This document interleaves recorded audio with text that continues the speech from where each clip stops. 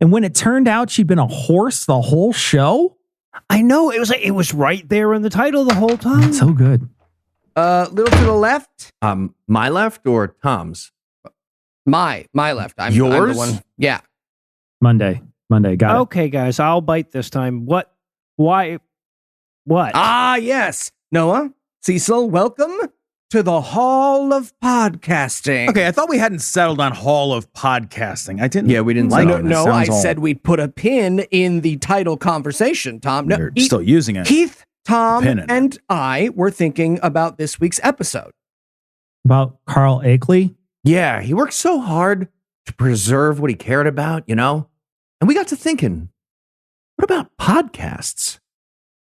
Okay, but they're on the internet. People can just No. Not that part of podcasting. No, like the lived part, you know? Right, yeah. Like the Wow. part that nobody gets to see. This, guys, this. Like, you know, buying a microphone that you'll never use. Yeah. I might use it. My backups could fail. Backup could fail too. Or this exhibit, going over the edit just one more time, even though you know the episode is done. Oh, okay. So that's an important one. I get that. Yeah, people need to yeah. know. And of course, the core of the exhibit, explaining to your parents what a podcast is, Ooh, Yeah, that's Yeah. a good one.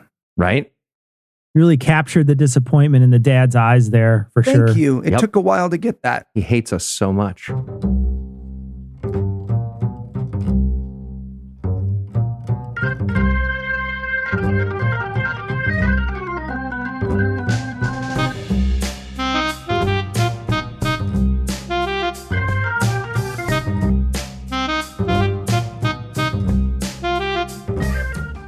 Hello and welcome to Citation Needed, the podcast where we choose a subject, read a single article about it on Wikipedia, and pretend we're experts. Because this is the internet, and that's how it works now.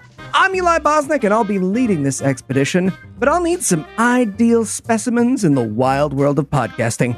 First up, two men whose luscious manes are the envy of poachers everywhere, Cecil and Noah. It's the ancient remedy for the opposite of male enhancement. That's what my name is. Oh, so no, okay, that explains all the bongs I've been seeing under boxes with sticks holding them up lately. Okay. All right, finally. And also joining us tonight, two men who assure you they each want their own rhinoceros, Heath and Okay, Tom. what does for the table even mean? That's too vague. That's ridiculous. And I'm right there with For you, the buddy. table? Like, No, I'm at the Three table. votes. See, Yeah. Heath, that's why I dine alone. It avoids any of that awkward confusion. Yeah. That's what I tell people. I'm so lonely. Just I see what you're Before we doing. You're begin doing tonight- like Heath Thomas. right? Did you like that? Kind of like a reverses spin slide. Ooh, April Fool's Day episode this year. Before we begin tonight, I'd like to take a moment to thank our patrons. And if you'd like to learn how to join their ranks, be sure to stick around till the end of the show. And with that out of the way, tell us, Noah, what person, place, thing, concept, phenomenon, or event will we be talking about today? Today we're going to be talking about Carl Akeley. And Tom, you're obviously trying to get on Carl's good side so that you're not his next victim. Are you ready to follow this trail wherever it goes? Well, Eli, I've lived my whole life just trying to feel stuff, so let's do it. So tell us, Tom, who was Carl Akeley? All right, guys. So I've been wanting to tell this story for a long time, but like the timing just wasn't right until now. Because this is a story of a guy so unbelievably badass that if we just like rush right into it without being properly prepared, we'd almost certainly tear something. I'm going to tell you a story today about a guy whose name you almost certainly didn't already know, but whose work you may have seen and whose influences you have certainly felt. And while his occupation and craft is absolutely buggy whip outdated, this is a man who lived enough life for you, me, and everyone else you've ever met. This is the story of Carl Akeley. I feel like you're avoiding Eli's question on that. Okay, a little bit. It's like a politician that was just asked to name his favorite Supreme I got Court back justice around to or the something. question, you see, and then we'll start. They're I fine. formed an ad hoc committee to decide on the subject of the essay. I'm spending more time with my family in lieu of recent events. Okay. Born on a farm in Clarendon, New York in 1864, Carl Akeley was, even at a very young age, much more interested than most in animals. Now, you might be thinking, I don't know, Tom, I really like animals. And yeah, okay, you probably do, you know? But Carl spent his time in the woods teaching himself to paint incredibly realistic renderings of them with absolutely no training. Still not impressed? Okay, well, he was poor and his family didn't have any proper paints. So Carl improvised and taught himself to paint without direction on how to paint and also using his own blood as the medium. His own blood. Hey, Carl, just so many other red things. There's just so many things that are red. I feel like you shut down that brainstorm real quick. Well, Heath, you know what they say. It is thicker than watercolor. Oh, Jesus Christ. All right, so obviously blood portraits of chipmunks weren't just going to cut it forever. We all have to learn that lesson eventually. It's part of growing up. It's a tough one. It's a tough one. Now, Carl was just really fascinated with nature and animals. And at the age of 12, he discovered what would end up being the first step toward his life's work. When his cousin's pet canary died, he saw that she was distraught and he asked if he might be allowed to stuff the bird for her to, quote, fix it. You see, Carl had seen the work of taxidermist David Bruce at a free exhibit in Rochester not long before, and he was mesmerized by the idea of the whole thing. So he took his cousin's canary, skinned it, stuffed it, sewed on a couple of glass beads for eyes, Jesus, and presented this nightmarish craft project to her, presumably so that her fear and revulsion would eclipse her terrible grief.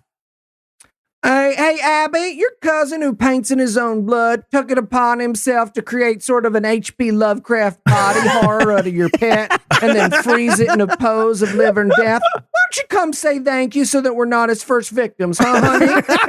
Come say thank you to your crazy cousin. Well, Carl would spend the next 6 years learning all that he could about taxidermy before moving to Rochester to pursue his passion. It is at this point, though, that I feel like I do need to pause. I need to explain to you what was meant by taxidermy in the late 1800s before Carl Akeley came along. Taxidermy was, at this point, to put it very gently, a crude affair. Yeah, it's not the classy art that taxidermy is today. Right, yeah, exactly. By comparison, Eli. So taxidermists would typically take the animal they were working with, they would skin it, they would treat the skin so it mostly didn't rot entirely. Then they would stuff the skin with, and here I am not exaggerating at all, just whatever crap they had lying around. Just for real. So let me paint you a picture. Imagine for yourself a lion, which has been shot, killed, and skinned. That skin now treated as just a formless lump. It's not really lion-shaped in any way yet. The taxidermist would just start stuffing the empty skin, like cramming a pillow into a pillowcase. Just and holding a lion under your chin awkwardly. And what would they stuff this lion's skin with? Well, straw sometimes if they had it, or cotton, or actual fucking garbage that they had just laying around. They weren't spending money on this, Cecil. It's just whatever was about. So instead of a lion, you basically had a weird, distorted, overstuffed novelty sideshow lion-shaped thing that mostly kind of didn't rot. Carl referred to this as the upholstery method of taxidermy. Did they stuff garbage in their couches? Well, I know we're laughing, but this method is still in use today. That's literally how Ted Cruz keeps his shape. That's true. Yeah, that's fair. It is a garbage. Someone's holding Ted Cruz under their chin and just stuffing things in there. Not resisting. All right, gentlemen, I can't just leave it there. And I know this is not a visual medium, but I would be depriving you if I didn't share with you a photo of actual lion taxidermy, which was in a fucking museum in 1838. This picture, gentlemen, take a look. Okay. This was museum quality in 1838. What? So we're looking at a lion. What are we? What's supposed to be a lion? It's just about to take a bite of an antelope or something like that. And the shape of the lion, yeah, it's not great. It's not. It's not. It's That's not right. great. But the eyes are the best part. They're insane. Like, this lion's mom very clearly just walked in from the other room being like, honey, just make sure you don't eat the live antelope with herpes in the fridge. You started. Oh my God. It is to lion as like You know, like when your nearsighted grandma bought Beanish babies, you know? Beanish. Sorry, Tom, you said this was in a museum. Folks, if this is museum quality, we just don't do this yet. Right? This is like starting a space program when you just have catapults. We're not ready. Tis not the time. I want to pipe in here as a medieval recreationist. I think it looks fine. I think it's okay. It's all right. I know, obviously the field, not yet in its prime, and Carl was convinced that he could do better, that he could create pieces that were vastly more realistic and lifelike, and that would better represent the truth and the beauty of the beasts of the wild. So Carl took an apprenticeship with the only taxidermist around who wasn't just overstuffing bloated animal skins to bursting like it was Heath and I at a Vegas buffet. This is a guy named Henry Ward, and he operated Ward's natural science establishment. Henry Ward struck a hard bargain with Carl in exchange for the kingly sum of $3.50 a week. Carl agreed to work every single day, Sunday through Monday, with no vacations and no holidays and no meal breaks from 7 a.m. to 6 p.m. But in exchange, he was free to practice his own methods just as soon as he had completed his 11-hour shift. Now, somehow, Carl found the time to work on his own methods for taxidermy. Well, there are 168 hours in a week, Tom. He's only working 77 of them, okay? It's like it's not even half. I mean, you know, people just don't want to work anymore is what it is. That's what it is. The government handout. Got to get rid of that 1800s unemployment. Right. Now, one of the first things Carl noticed is that, and he noticed it fairly quickly, the actual bodies were not, in fact, just like skin tubes filled with undifferentiated globs. Speak for yourself. I was going to say. Again, Ted Cruz is recalled in the moment.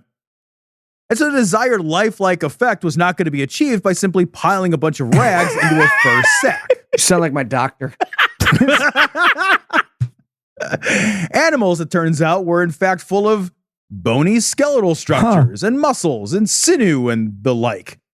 Carl set about creating a framework that matched the build and composition of the original animal, sometimes using the original animal's own bones as that framework.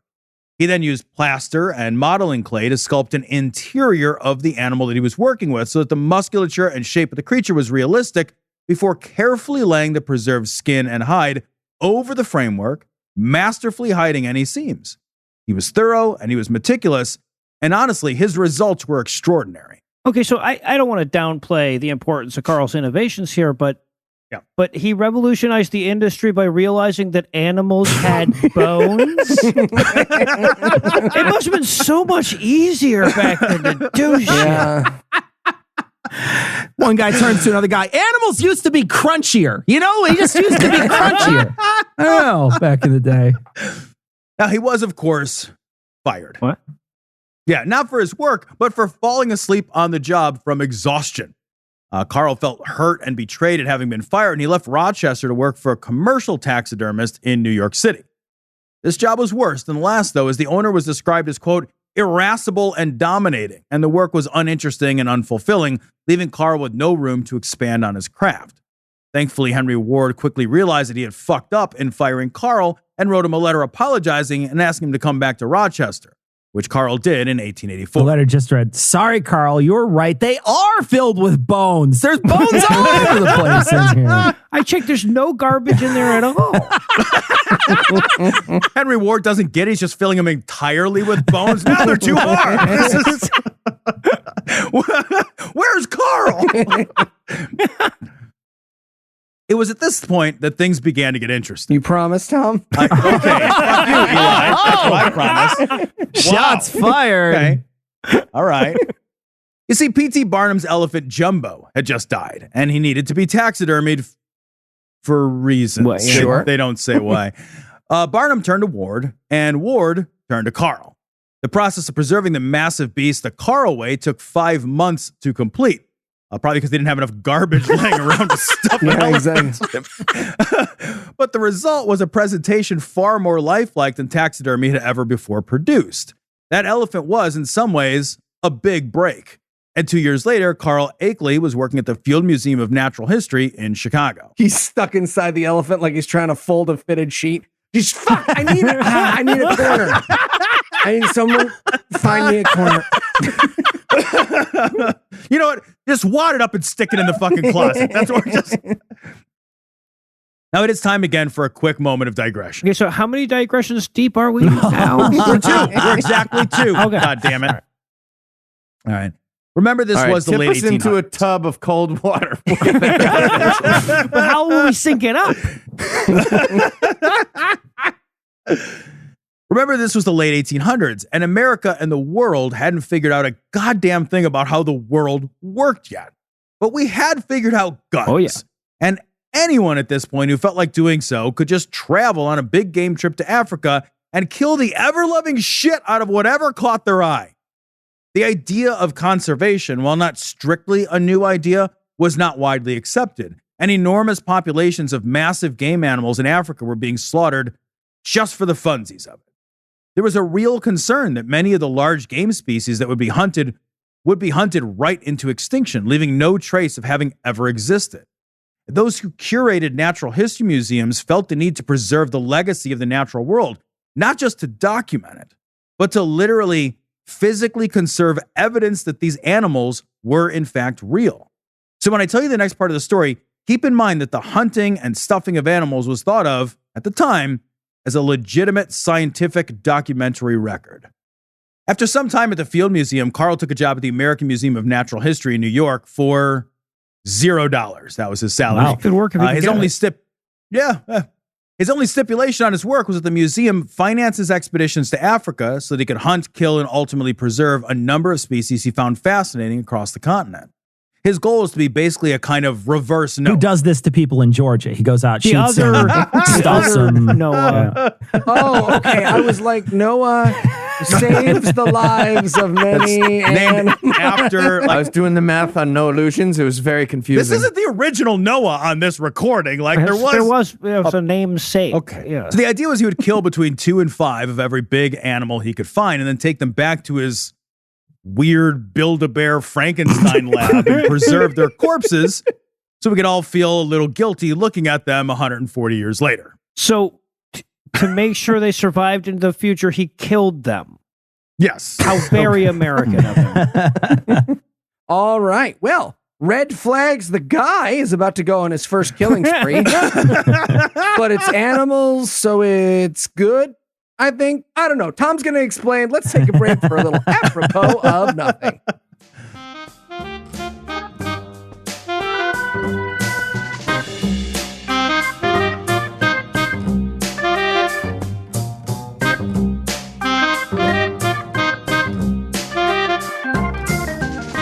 Hey, Carl, what's up?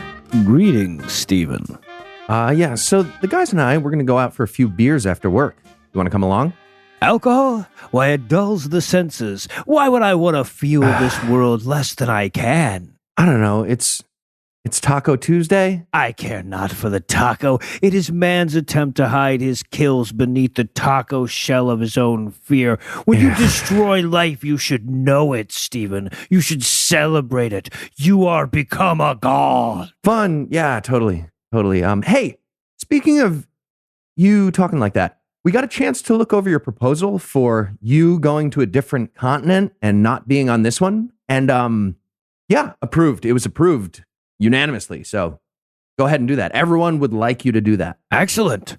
I shall freeze the world's most exotic life in time for all of Okay, eternity. Cool. Sounds good. And just one other thing. There's cake in the break room for Carol's birthday if you want some. Ah, cake, the sweet replacement for life that Okay, many... So no, you would not like cake? No, I'll have cake. Okay, cool. It's back there. Is there a corner piece? No, there's not a corner piece.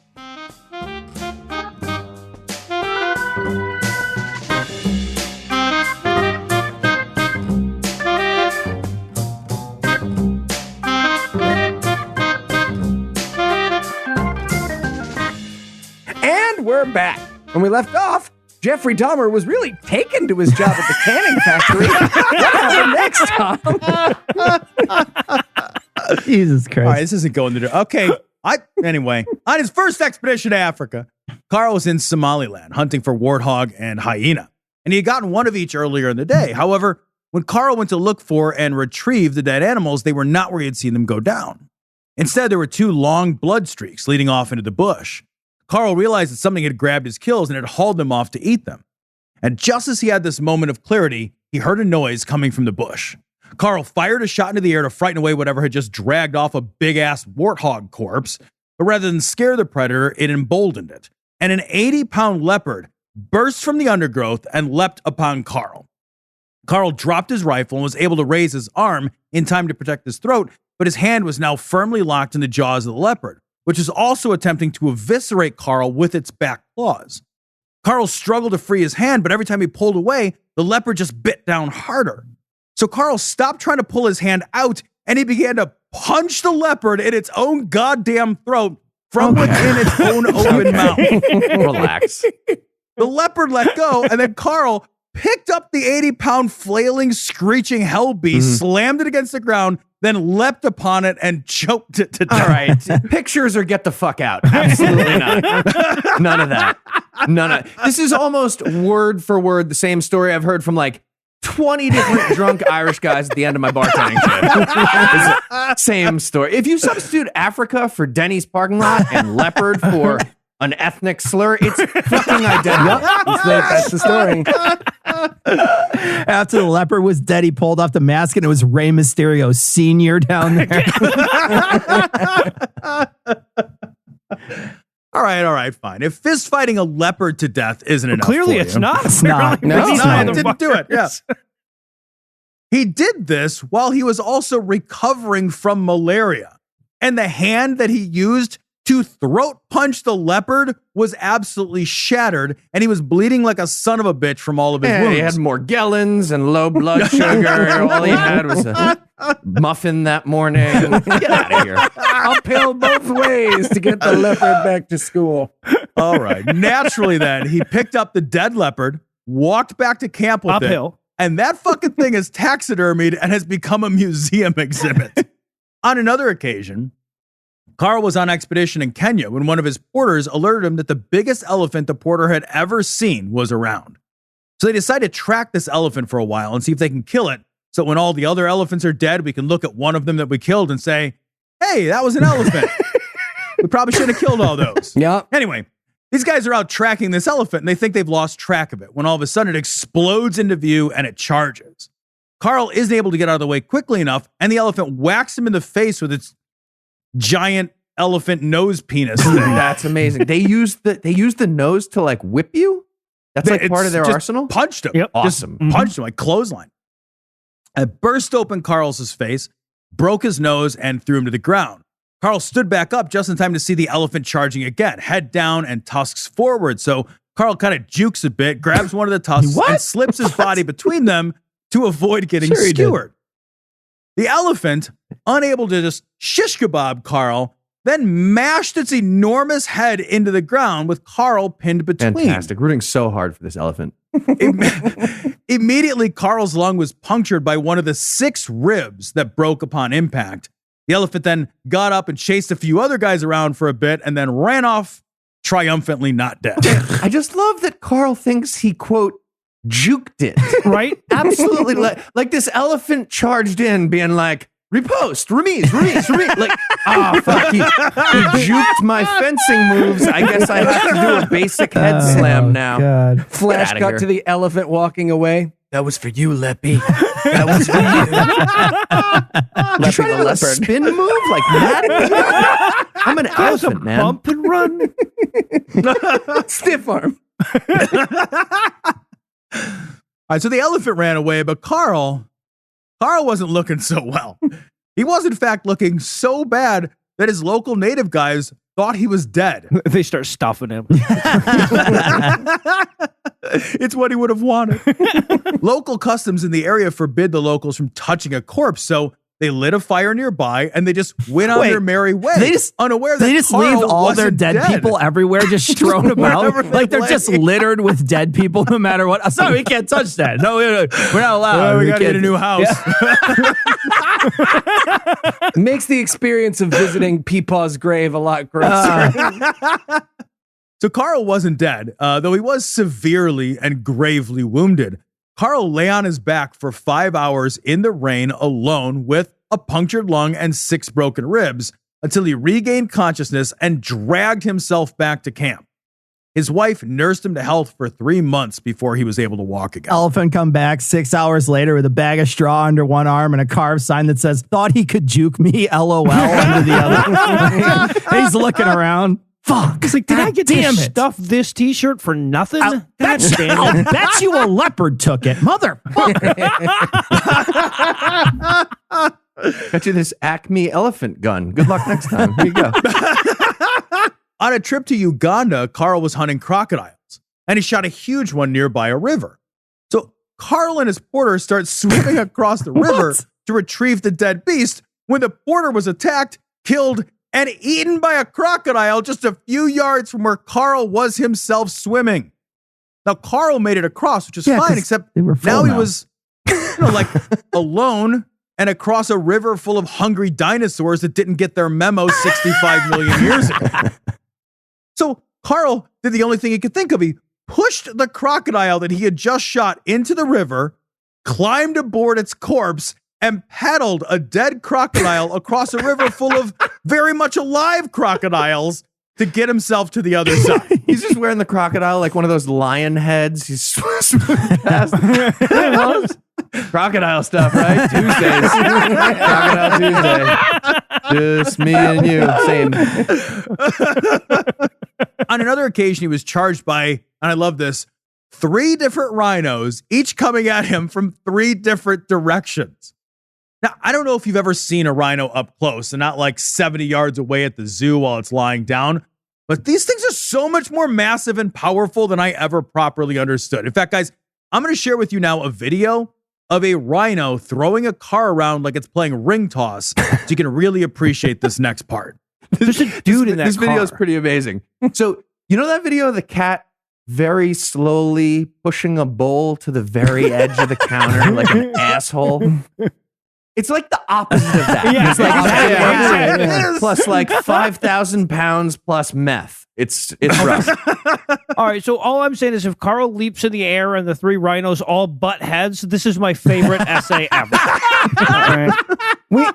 We should put the video in the show notes, but my favorite part of the video is at the end, it's like for the news, and they're like, nobody knows what made the rhino angry. And it's like, like if the trainer had been like, fuck you, rhino. They'd be like, "Oh." That's why he wrecked the car, because the trainer said, Justified. fuck you, rhino. That car slept with my wife. When asked about the incident, wherein 3 rhinos all charged Carl at the same time from 3 directions, Carl was said to have blown the whole thing off as not much to get excited about, since, quote, their eyesight was terrible, and for them, it's all about the charging and less about achieving the kill. There you go. Carl traveled they don't say how he got out of it, it's just that He left in the their air. eyesight was Yeah, it's poor. exactly I think it was what the head bonking thing, like fucking Three Stooges. I Yeah. think he lied about getting chased by 3 rhinos at once. So that's a really good way He probably to get out of juked that. it. Yeah. Yeah.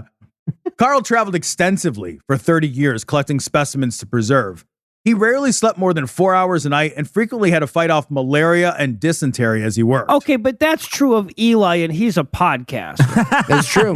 That's fair. Not content only to revolutionize the field of taxidermy, Carl also invented a portable video camera called the Akeley motion picture camera, which he used to document animals in the wild to better recreate them in his museum settings. The Akeley motion picture camera became a widely used tool in Hollywood. In all, he has 30 patents to his name, including a cement gun, an early version of shotcrete, which is still used today. He built the video camera because no one would believe his story that he ate a can of spinach, punched a tiger, it flew out of its skin, and then its perfectly taxidermy corpse landed right next to the fireplace, right there. Mm-hmm. While working in the mountains of the Congo, Carl discovered an entirely new species of mountain gorilla. Of course, he shot and preserved a couple of them. Like you do. And this display is considered to be the most impressive museum exhibit he's worked on. But this also represented a turning point for Carl. He began to realize that it was not necessary to kill the animals he so loved in order to preserve and protect them. This is a revelation he came about largely because of the advances in photography. which allowed for nature to be preserved and shared with rather a lot less bloodshed. Carl then turned his attention to the preservation of the mountain gorilla, convincing the King of Belgium to establish the first national park in Africa to protect the mountain gorilla and very likely saving them from extinction.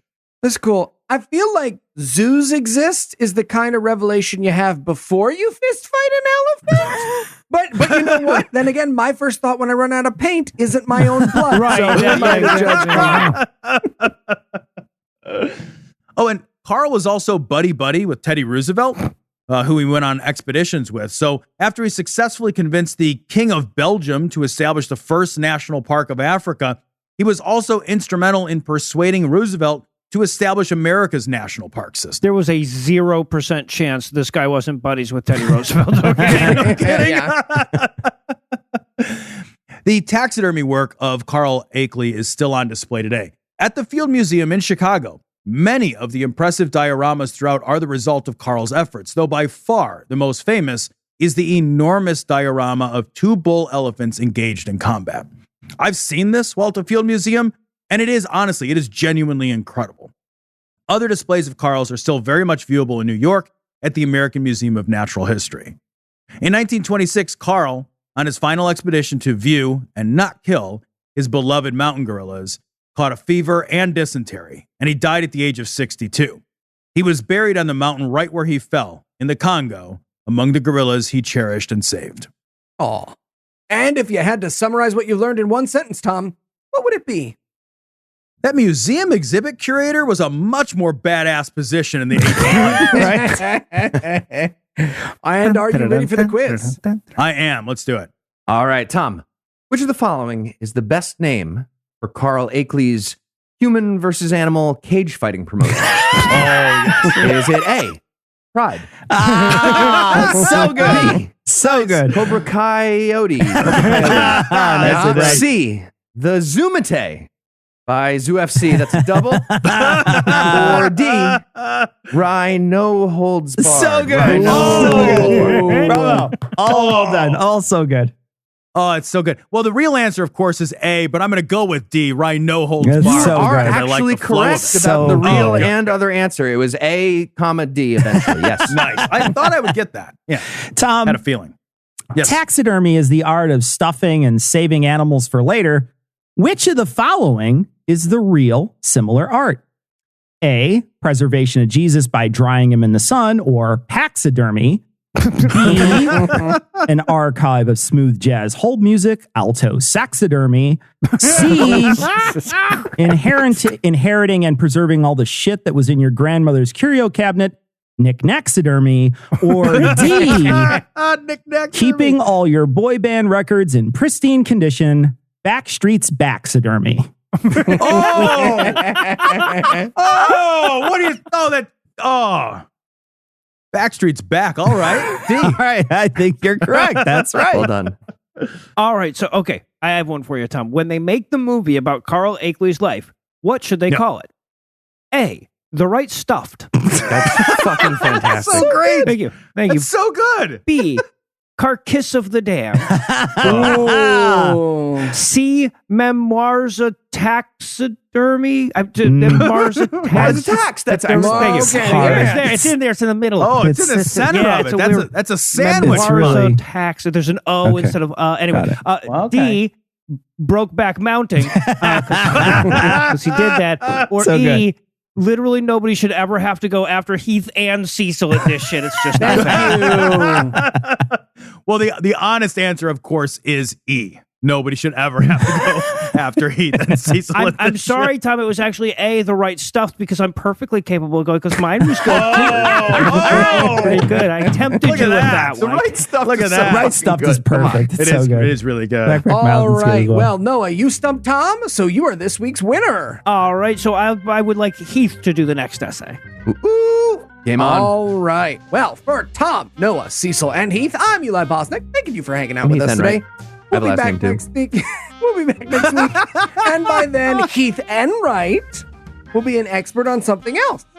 Between now and then, you can listen to Heath, Noah, and myself review Heath movies, Enright, play yes. Dungeons and Dragons, Thank you. and make fun of your grandma on our other shows, God Awful Movies, D&D Minus, The Scathing Atheist, and The Scrapty Cat. and the Skeptic You got Crab. Or you can listen to Tom and Cecil make fun of a movie about the way your grandma plays Dungeons and Dragons over on their show, Cognitive Dissonance. And if you'd like to help keep this Confused show by that. going, you can make a per episode too. donation at patreon.com/citationpod. Or leave us a 5-star review everywhere you can. And if you'd like to get in touch with us, check out past episodes, connect with us on social media, or check the show notes, be sure to check out citationpod.com.